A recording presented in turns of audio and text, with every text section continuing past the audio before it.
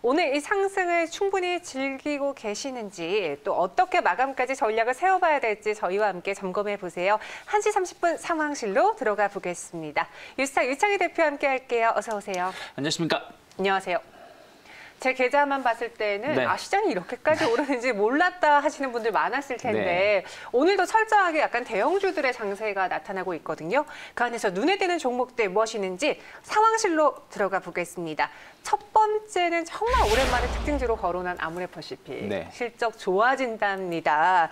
오늘도 외국인 투자자들의 매수세 속에 10개월 만에 장중에 20만 원을 돌파했는데 주가 상승하는 거는 이제 그동안 많이 안 올랐다? 또 앞으로 실적이 좋아질 거다. 요건가요? 그런 게 있죠. 어쨌든 화장품주들이 오늘 전체적으로 강합니다. 특히 소비주들이 오늘 대부분 유통주 포함해서 많이 상승을 좀 하고 있는데 아모레퍼시픽이 특히 이제 화장품주 중에서는 가장 독보적인 상승을 보여주고 있습니다. 거의 9% 정도 상승하고 있는데 결국에는 실적 바닥에 대한 기대감인 것이죠. 그러니까 주식이라는 거는 현재 실적도 중요하게 여기지만 앞으로 실적이 좋아질 점을 더 중요하게 여기기 때문에 아모레퍼시픽은 뭐 코로나만큼의 더 큰 타격이 없지 않습니까? 물론 이제 과거에 사드 이슈도 있었습니다만 사드는 특정 기업이라든지 이런 거에 제한적이었다면 코로나는 전 세계적인 영향이었기 때문에 그래서 어떤 그런 것들이 이제 바닥에 대한 인식들 그런 것들이 내년에 좋아질 수 있다라는 부분들 그리고 매출처가 뭐 과거에는 아모레퍼시픽 하면 방판매 이런 거 원조였는데 이런 거 말고도 뭐 다른 뭐 유통 채널에서 온라인 매출이라든지 이런 부분들에 대해서 다변화했다는 부분들이 이제 앞으로 좋아질 수 있는 여지가 있고 또 브랜드 개편 이런 것들이 수익성을 증가시킬 수 있기 때문에 시장에서는 상당히 주목하고 있는 것이 아닌가 생각하고 있습니다. 네.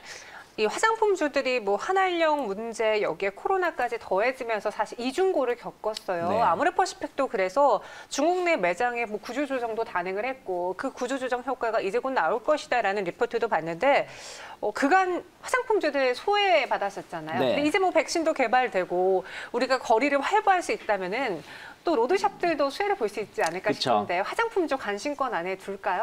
뭐 저는 관심 가져볼 수 있다 생각을 좀 하고 있습니다. 물론 이제 코로나가 지금 당장 끝난 건 아닙니다만 마스크 때문에 뭐 저는 뭐 그런 거 잘 못 느꼈지만 저는 굉장히 느껴요. 여성분들의 그 화장품 소비가 급감할 수밖에 없는 거 아니겠습니까? 맞아요. 그런 것들이 이제는 내년 상반기 정도 이후부터는 다시 정상화될 수 있다는 부분들. 특히 화장품이라는 게 제가 알기로는 유통기한이 짧습니다. 길어야 한번 개봉을 하게 되면 6개월 미만이기 때문에 뭐 그 외부 활동이 늘어난다고 해서 기존에 쓰던 거 저기 뭐 예전에 써던 거 남은 걸 쓰는 것이 아니라 새로 구매할 가능성이 높다는 것이죠. 그런 부분들 본다라면 상당히 보복성 소비 이런 것들이 봤을 때 충분히 그 미용 관련돼서의 매출은 늘어날 수밖에 없다 생각하고 있고 그리고 또 이제 여행주들도 최근에 꿈틀꿈틀 거리고 있는데 여행주들도 이제 약간 선반영된다라면 이런 것들이 충분히 주가에는 긍정적 역할을 할 수 있지 않을까 생각하고 있습니다. 네, 확실히 이제 마스크를 쓰면서 화장에 대한 욕구가 좀 줄어들긴 했어요. 눈썹만 잘 그리고 다니자 이러신 분들도 많은데 이제는 화장품주들 기지개를 켤 때가 정말 드디어 온 것 같습니다. 아모레퍼시픽 현재 구간에서도 상승폭 유지하고 있거든요. 이 종목 계속 들고 갈지 또 신규 접근 가능할지 가격들이 세워주세요. 뭐 저는 오늘 뭐 많이 올라와서 부담감은 있을 수 있겠습니다만은 이게 신고가 행진을 보여주는 것이고 충분히 뭐 바닥을 확인돼서 올라오는 것이라서 충분히 신규 매수 가능하다 생각하고 있고요. 저는 일단 1월 달 고점 때 24만 원대까지의 상승은 뭐 이번 달 중으로 무난하게 달성할 수 있지 않을까 생각하고 있습니다. 네, 아모레퍼시픽 좋게 이야기해 주셨습니다. 목표 주가는 24만 원 제시해 드렸고요. 굳이 지금 가격에서는 손절가, 입절가 잡을 필요 없겠죠? 그렇죠. 손절가를 잡는다라면 뭐 20만 원 이탈하는지 여부를 좀 봐야 된다 생각하고 있습니다. 알겠습니다. 이렇게 첫 번째 상황실로 화장품주의 대장 아모레퍼시픽 봤습니다. 두 번째로 넘어가 볼게요. 지금부터는 조금 개별 종목의 이슈로 접근해 볼 수도 있을 텐데 신신제약이 최근에 급등에 이어서 오늘도 상승세가 나왔습니다. 이 보건용 장갑 판매 때문인데 최근에 또 계약도 맺었더라고요. 뭐 미국 쪽으로 해가지고 한 85억 정도 신규 계약을 맺었고 내년 3월 달까지 수출 물량이라고 합니다. 그래서 작년 매출액의 12% 정도 엄청 큰 매출이죠. 신신제약 하면 다들 아시겠습니다만 펭귄 삐약삐약 나와가지고 신신파스. 신신파스. 그렇죠.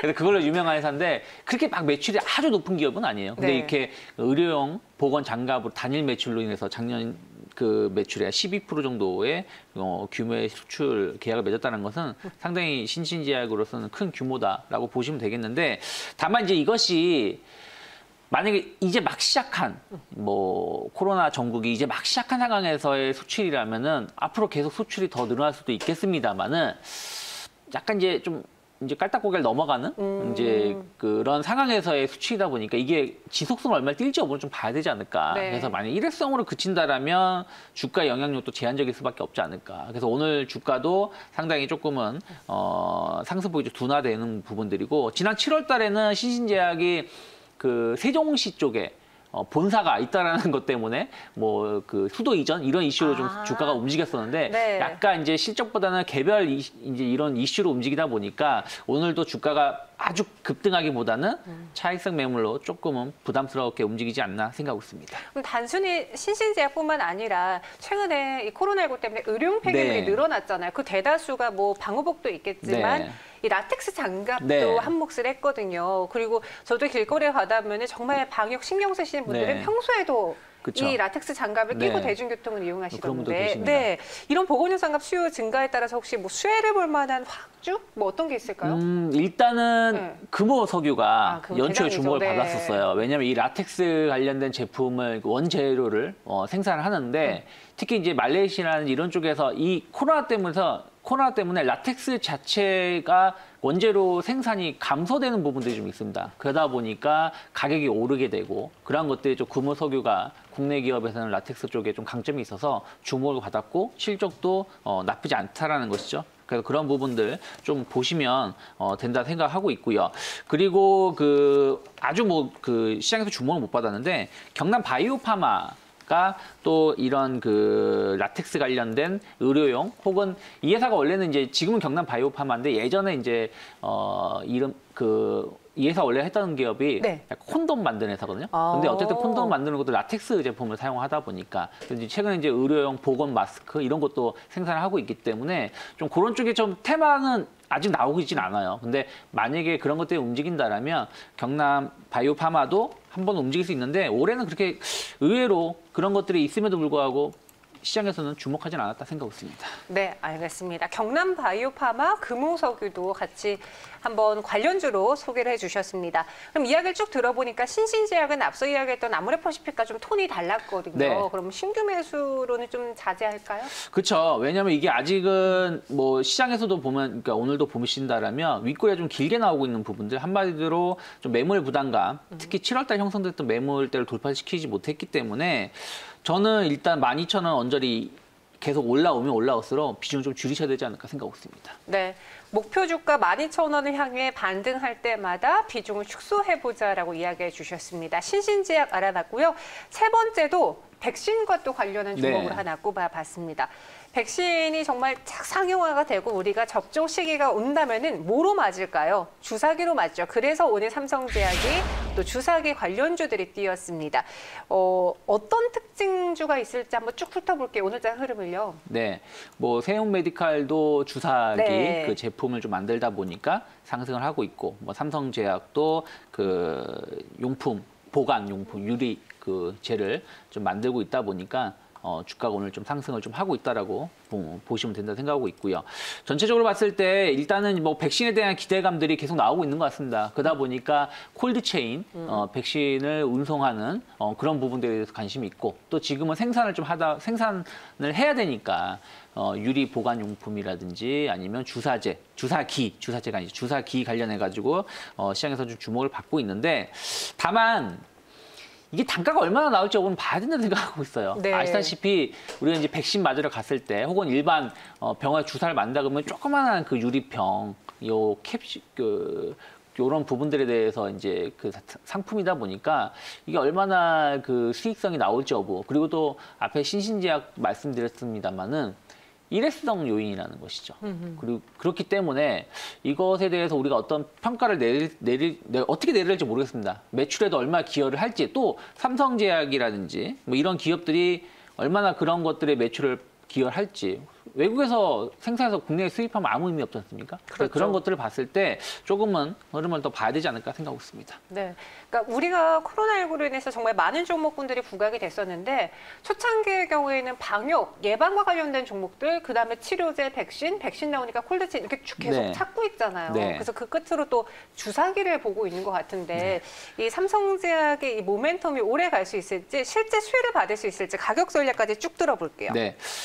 말씀드린 것처럼 당장 어떤 수혜가 있다라고 말은 못합니다. 삼성제약이 예를 들어서 네. 뭐 SK케미칼이라든지 혹은 뭐 삼성 CM 업체들하고, 예, CM 예. 업체들하고 뭐 공급 계약을 맺었다라고 나온다라면 정말 이건 뭔가 있다라고 볼 수 있겠지만 그런 내용들이 전혀 없고 단순하게 물론 이제 이 회사가 그런 걸 만들고 있기 때문에 또 그런 회사 관계가 있으니까 뭐 당장 1순위 혹은 2순위로 찾을 수도 있긴 찾을 수는 하죠. 있겠습니다만은 단정 질 수가 없다라는 것이죠. 그래서 그런 것을 본다라면 일단 단기적으로 오늘 일정 부분 반영되었다. 한 4,600원 정도 언저리 온다라면 일단은 매도를 해야 되고 그리고 나서 추세가 연속성 얼마 뛰는지 여부를 좀 지켜보면서 대응하셔야 되지 않을까 생각하고 있습니다. 네, 목표 주가 일단 4,600원 드렸어요. 지금 저희가 나온 뉴스로는 제시할 수 있는 것들이고요. 만약에 여기서 추가적으로 계속 주사기와 관련한 뉴스, 공급 계약이 나온다면 저희가 또 수정을 해드리도록 하겠습니다.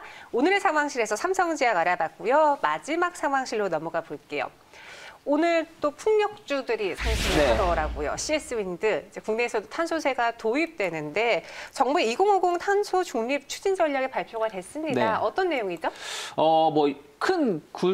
크게 말씀드린다면 네. 뭐 경제 구조 모든 영역의 저탄소화 추진 이게 무슨 얘기냐면 이제 뭐 석탄 화력 발전 이런 것을 약간 네. 이제 태양광이라든지 풍력 이런 식으로 이제 에너지를 오늘 좀 신재생 에너지 쪽으로 좀 변화시키겠다는 것이고 또 신윤망 저탄소 산업 육성 그러니까 어쨌든 이런 그 신재생 에너지라든지 환경 오염을 적게 하는 산업을 육성시키겠다는 것이죠. 그리고 탄소 중립 제도 기반. 그러니까 예를 들어서 지금은 또 그런 게 있습니다만은 네. 예를 들어서 뭐 환경을 훼손한다든가 이런 것에 대해서 벌금이라든지 혹은 이런 거에 못하게끔 제도를 좀 더 강화시키겠다는 것이죠. 그래서 그런 부분들에 대한 발표고 이거는 이제 문재인 대통령께서 한 달 전쯤에 탄소 중립화를 공식적으로 선언을 하셨죠. 네. 그런 것들에 대해서 후속 절차가 진행되고 있는 것이다라고 보시면 되겠습니다. 그러니까 전 세계적으로 넷제로화라고 하잖아요. 네. 그러니까 탄소가 만들어진다면 또 이를 줄일 수 있는 방안까지 더해지면서 전체적인 총량을 제로로 만들겠다. 그쵸. 이걸 목표로 갖고 가고 있는데